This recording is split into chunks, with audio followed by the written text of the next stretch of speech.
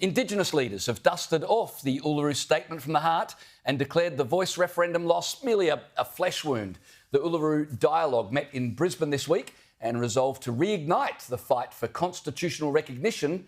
Never mind that both major parties have moved on and the public have already given their answer. Yeah, co-chairs Megan Davis and Pat Anderson insist the Australian public got the referendum wrong. And with government targets around Indigenous health and education failing, members of the Uluru Dialogue have called for a people's movement to get voice, truth-telling and treaty back on the national agenda, James. Before we talk about this proposal, could I just remind viewers that just over 1,200 Indigenous corporations in receipt of taxpayer funds have not yet lodged their most basic financial reporting. So let's talk about your truth-telling and your treaty and your voice to Parliament after those organisations which have received millions and millions of taxpayer funds actually do the most basic financial reports. Then we'll have a conversation about all the rest of the things that they would like. The statement that was released from this dialogue that happened the other day, it just reeks of arrogance. They talked about the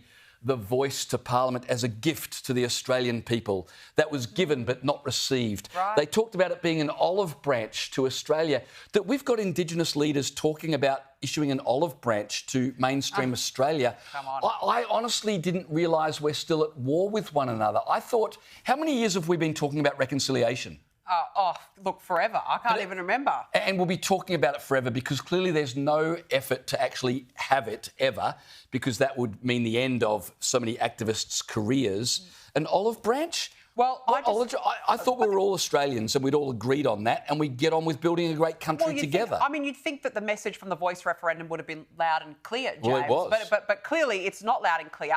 And don't forget as well, last year South Australia tried their own version of the voice. How's that going? And only 10% of eligible voters cast their vote in the first voice referendum. And by the way, South Australia said that 10% was a success at the time. So I'm not sure what sort of mathematicians we've got going on in South Australia. But what don't they understand? Anyway, let's get some expert analysis on this. Joining us is One Nation leader Pauline Hanson. Senator, good to see you. Before we get to today's marches, we'd love to get your reaction to this new push to get a voice and treaty back on the national agenda. What do you think? I'm totally opposed to it. We've had the referendum. They've been told that people aren't interested in putting it into the Constitution, but they're saying now they're not interested in the Constitution. They want about truth and they want to set it all up and treaty and truth. Well, let's face the facts, OK?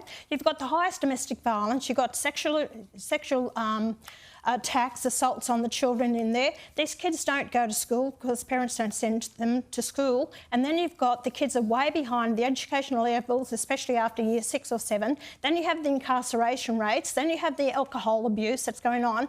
And you know who's to blame for all this? White Australians. It's all our fault. And that's what they keep saying all the time. And I've had a gutful of it.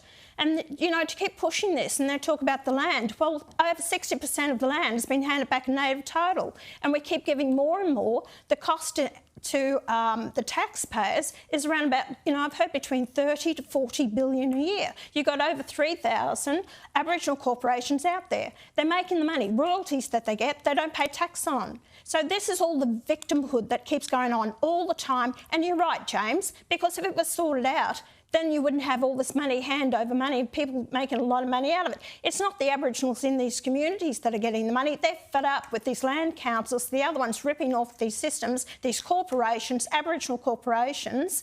It's all an absolute joke.